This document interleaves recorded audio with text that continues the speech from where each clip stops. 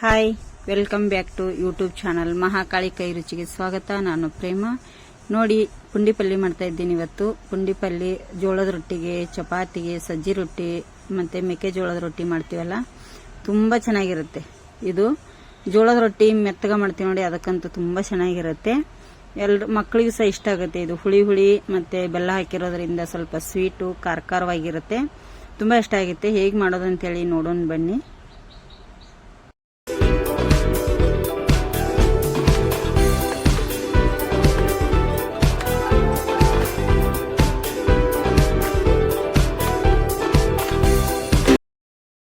ನೋಡಿ, ನಾನೀಗ ಪುಂಡಿ ಪಲ್ಯ ಮಾಡ್ತಾ ಇದ್ದೀನಿ. ಪುಂಡಿ ಪಲ್ಯ ಮಾಡಲಿಕ್ಕೆ ನೋಡಿ ಒಂದಿಷ್ಟು ಎಳಿ ಪುಂಡಿ ಪಲ್ಯ ಚೆನ್ನಾಗಿದ್ದದು ಈ ಥರ ಇದ್ದದ್ದು ತೊಳೆದು ಕ್ಲೀನ್ ಮಾಡಿ ಎಲ್ಲ ಕಟ್ ಮಾಡಿ ಇಟ್ಟಿದ್ದೀನಿ. ಇದನ್ನು ನಾನೀಗ ಹೇಗೆ ಮಾಡೋದು ಅಂತ ಹೇಳ್ತೀನಿ. ಇಲ್ಲಿ ಸ್ವಲ್ಪ ಗೊಂಜಾಳ ನುಚ್ಚಿದು ಮೆಕ್ಕೆಜೋಳದ್ದು, ಇಲ್ಲ ಅಂದರೆ ನೀವು ಅಕ್ಕಿ ಸಹ ಹಾಕ್ಕೋಬೋದು. ಸ್ವಲ್ಪ ತೊಗೊಂಡಿದ್ದೀನಿ. ಸ್ವಲ್ಪ ಹಸಿ ಶೇಂಗಾ ತೊಗೊಂಡಿದ್ದೀನಿ. ಸ್ವಲ್ಪ ಕಾಯಿ ಮೆಣಸು ಕಟ್ ಮಾಡಿ ಇಟ್ಟಿದ್ದೀನಿ. 1 ಟೇಬಲ್ ಸ್ಪೂನ್ ಅಷ್ಟು ಜೀರಿಗೆ, ರುಚಿಗೆ ತಕ್ಕಷ್ಟು ಉಪ್ಪು, ಸ್ವಲ್ಪ ಬೆಲ್ಲ ಬೇಕಂದರೆ ಹಾಕೊಳ್ಳಿ, ಬೇಡಂದರೆ ಬಿಡಿ. ಸ್ವಲ್ಪ ಇದು ಪುಂಡಿ ಪಲ್ಯ ಹುಳಿ ಇರೋದ್ರಿಂದ ಸ್ವಲ್ಪ ಬೆಲ್ಲ ತೊಗೊಂಡಿದ್ದೀನಿ. ಒಂದು 8ರಿಂದ 10 ಎಸಳು ಬೆಳ್ಳುಳ್ಳಿ ತೊಗೊಂಡಿದ್ದೀನಿ. ಸ್ವಲ್ಪ ಅರಿಶಿನ ಹುಡಿ, ಎಣ್ಣೆ. ಇಷ್ಟಿದ್ರೆ ಮಾಡ್ಬೋದು. ಹೇಗೆ ಅಂತೇಳಿ ನೋಡೋಣ ಬನ್ನಿ ಫ್ರೆಂಡ್ಸ್. ಇಲ್ಲಿ ನೋಡಿ, ನಾನು ಆಲ್ರೆಡಿ ನೀರು ಕುದಿಲಿಕ್ಕೆ ಇಟ್ಟಿದ್ದೇನೆ. ನೀರು ಈ ಥರ ಕುದಿಯುವಾಗ ನಾವು ಪುಂಡಿ ಪಲ್ಯ ಹಾಕಬೇಕು. ಇದನ್ನು ಬೇಕಾದರೆ ನೀವು ಕಟ್ ಮಾಡ್ಕೋಬೋದು ಪುಂಡಿ ಪಲ್ಯ. ಇಲ್ಲಿ ನಾನು ಏನು ಕಟ್ ಮಾಡಿಲ್ಲ, ಹಾಗೆ ಹಾಕ್ತಾಯಿದ್ದೀನಿ. ಡೈರೆಕ್ಟ್ ದಂಟಿಂದ ಬಿಡಿಸಿ ಹಾಕ್ತಾಯಿದ್ದೀನಿ ನೋಡಿ, ಅಷ್ಟೇ. ಕುದಿ ನೀರಿಗೆ ಈ ಥರ ಹಾಕಿಬಿಡಬೇಕು. ತುಂಬ ಟೇಸ್ಟಿ ಆಗುತ್ತೆ. ಆಲ್ಮೋಸ್ಟ್ ಇದ್ರ ಚಟ್ನಿ ಕೂಡ ಮಾಡ್ತಾರೆ. ಚಟ್ನಿ ಸೂಪರಾಗಿರುತ್ತೆ ಇದರದ್ದು.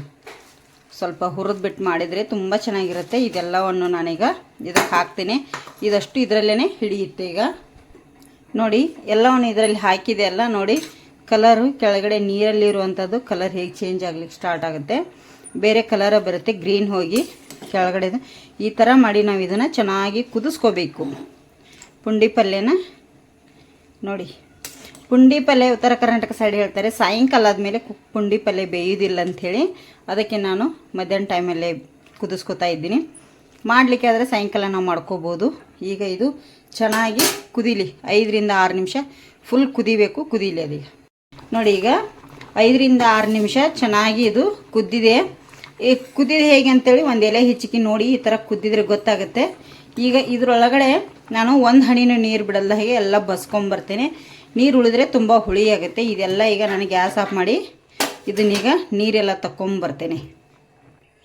ನೋಡಿ, ಎಲ್ಲ ನೀರು ಬಸ್ಕೊಂಡಿದ್ದೀನಲ್ಲ. ಇಲ್ಲಿ ನಾನು ಗೊಂಜಾಳದ ನುಚ್ಚು ಸ್ವಲ್ಪ ಜಾಸ್ತಿ ಏನು ಹಾಕ್ಲಿಕ್ಕೆ ಹೋಗಬೇಡಿ. ನೋಡಿ, ಕಮ್ಮಿನೇ ಹಾಕ್ಕೊಳ್ಳಿ ಆದಷ್ಟು.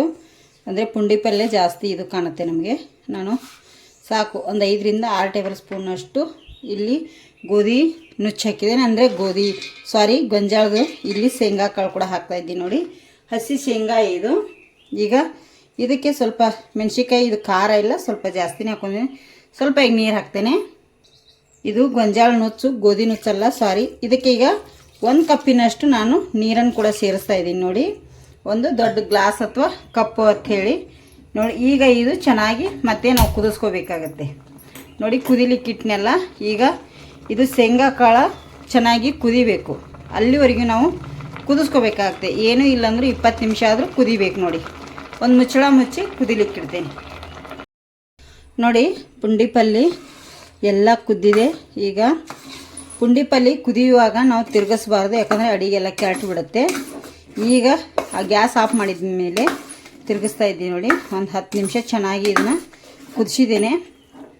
ಈಗ ಇದು ಇಷ್ಟೇ ಬಿಡ್ತೇನೆ. ಇಲ್ಲಿ ಏನು ಮಾಡ್ಕೋತೇನೆ ಅಂತೇಳಿ ತೋರಿಸ್ತೇನೆ ಫ್ರೆಂಡ್ಸ. ಇಲ್ಲಿ ಜೀರಿಗೆ ತೊಗೊಂಡಿದ್ನೆಲ್ಲ 1 ಟೇಬಲ್ ಸ್ಪೂನಷ್ಟು ಜೀರಿಗೆ ಮತ್ತು ಬೆಳ್ಳುಳ್ಳಿ ಎರಡನ್ನು ಹಾಕಿ ಇದರೊಳಗಡೆ ನಾನೀಗ ತರಿಯಾಗಿ ಕುಟ್ಕೋತೇನೆ. ಇದನ್ನು ಚೆನ್ನಾಗಿ ತರಿಯಾಗಿ ಕುಟ್ಟಬೇಕಾಗತ್ತೆ.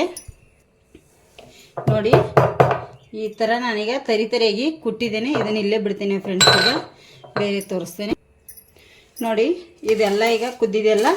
ಇದನ್ನೇನು ಮಾಡಬೇಕಪ್ಪ ಅಂದರೆ ಒಂದು ಸ್ವಲ್ಪ ಈ ಥರ ಸ್ಪೂನ್ ಈ ಥರ ಇರುತ್ತಲ್ಲ, ಇದು ಹಿಡಿದು ಈ ಥರ ನಾವು ಸ್ವಲ್ಪ ಒತ್ತಿ ಇದನ್ನು ಮಾಡಬೇಕು. ಎಲ್ಲ ಮಿಕ್ಸ್ ಆಗೋ ಥರ ನೋಡಿ.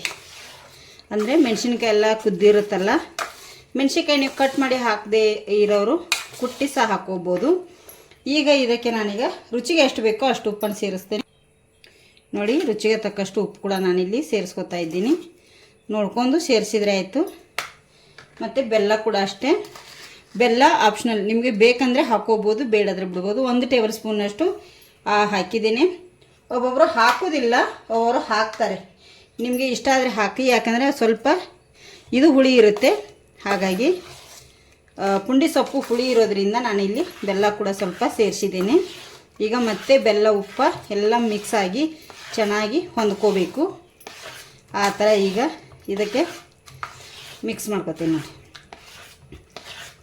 ಈ ಥರ ಒತ್ತಿ ಮಾಡಬೇಕು. ಈಗ ಇದು ಎಲ್ಲ ಮಿಕ್ಸ್ ಆಗಿದೆ. ಇದಕ್ಕೆ ನಾನೀಗ ಸ್ವಲ್ಪ ಅರಿಶಿನ ಹುಡಿ ಕೂಡ ಸೇರಿಸ್ತಾ ಇದ್ದೀನಿ.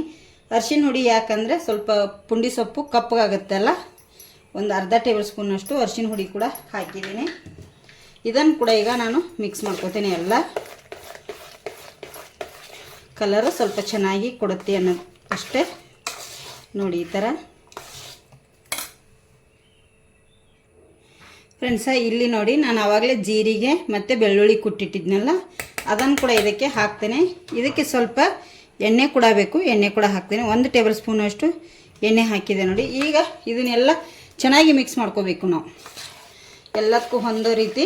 ಈಗ ಬೆಲ್ಲ ಕೂಡ ಕರಗಿದೆ, ಉಪ್ಪು ಕೂಡ ಕರಗಿದೆ. ಈ ಟೈಮಲ್ಲಿ ನೀವು ರುಚಿ ನೋಡ್ಕೋಬೇಕು ಚೆನ್ನಾಗಿ. ಉಪ್ಪು ಖಾರ ಏನು ಇದಕ್ಕೆ ಜಾಸ್ತಿ ಬೇಕಾಗಲ್ಲ, ಉಪ್ಪು ಅಷ್ಟು ನೋಡ್ಕೊಳ್ಳಿ ಚೆನ್ನಾಗಿ. ಈ ಥರ ಎಲ್ಲ ಮಿಕ್ಸ್ ಮಾಡ್ಕೊಳ್ಳಿ. ಈ ಥರ ಮುಗಿಸ್ಬೇಕಾಗತ್ತೆ. ಹುಟ್ಟಿದ್ರೆ ಹುಟ್ಟು ತೊಗೊಂಡು ಮುಗಿಸಿ. ನಾನು ಸ್ಪೂನಿಂದ ಸರಿ ಆಗುತ್ತೆ ನನಗೆ, ಅದಕ್ಕೆ ತೊಗೊಂಡಿದ್ದೀನಿ. ಈ ಥರ ಮುಗಿಸ್ಬೇಕು ಚೆನ್ನಾಗಿ. ಇದು ತುಂಬ ಟೇಸ್ಟಿಯಾಗಿರುತ್ತೆ. ಉತ್ತರ ಕರ್ನಾಟಕದ ಸ್ಪೆಷಲ್ ಅಂತಲೇ ಹೇಳ್ಬೋದು ಪುಂಡಿ ಪಲ್ಯ. ರೊಟ್ಟಿ ಚಪಾತಿಗೆ ತುಂಬ ಚೆನ್ನಾಗಿರುತ್ತೆ. ಇದು ರೊಟ್ಟಿಗಂತೂ ತುಂಬ ಇಷ್ಟ ಆಗುತ್ತೆ. ನೋಡಿ, ಪುಂಡಿ ಪಲ್ಯ ರೆಡಿ ಆಯಿತು. ಒಂದು ಬಾಯ್ಲಿಗೆ ಹಾಕಿ ಸರ್ವ್ ಮಾಡಿ ನಿಮಗೆ ನಾನು ತೋರಿಸ್ತೇನೆ. ಫ್ರೆಂಡ್ಸ ನೋಡಿ, ಪುಂಡಿ ಪಲ್ಯ ರೆಡಿಯಾಗಿದೆ. ಪುಂಡಿ ಪಲ್ಯ ಹೇಗೆ ಬಂದಿದೆ ಅಂಥೇಳಿ ಕಮೆಂಟ್ ಕೂಡ ಮಾಡಿ ಹೇಳಿ. ಹೊಸಬ್ರು ನಮ್ಮ ಚಾನಲ್ ನೋಡ್ತಾ ಇದ್ದರೆ ಸಬ್ಸ್ಕ್ರೈಬ್ ಕೂಡ ಮಾಡ್ಕೊಳ್ಳಿ. ವಿಡಿಯೋ ನೋಡಿ ಹಾಗೆ ವಿಡಿಯೋ ಒಂದು ಲೈಕ್ ಕೂಡ ಮಾಡಿ. ನೋಡಿ ಎಷ್ಟು ಚೆನ್ನಾಗಿ ಬಂದಿದೆ. ನೋಡಿ, ಪುಂಡಿ ಪಲ್ಯ ತುಂಬ ಚೆನ್ನಾಗಿದೆ. ಟೇಸ್ಟ್ ಮಾತ್ರ ತುಂಬ ಅಂದರೆ ತುಂಬ ಚೆನ್ನಾಗಿರುತ್ತೆ. ಹುಳಿ ಹುಳಿ, ಸ್ವೀಟು, ಖಾರ. ನೀವು ಒಂದು ಸತಿ ಮನೇಲಿ ಟ್ರೈ ಮಾಡಿ ಹೇಗೆ ಬಂದಿದೆ ಅಂತೇಳಿ ಕಮೆಂಟ್ ಕೂಡ ಮಾಡಿ ಹೇಳಿ. ಹೊಸಬ್ರು ನಮ್ಮ ಚಾನಲ್ ನೋಡ್ತಾ ಇದ್ದರೆ ಸಬ್ಸ್ಕ್ರೈಬ್ ಮಾಡ್ಕೊಂಡು ನೋಡಿ.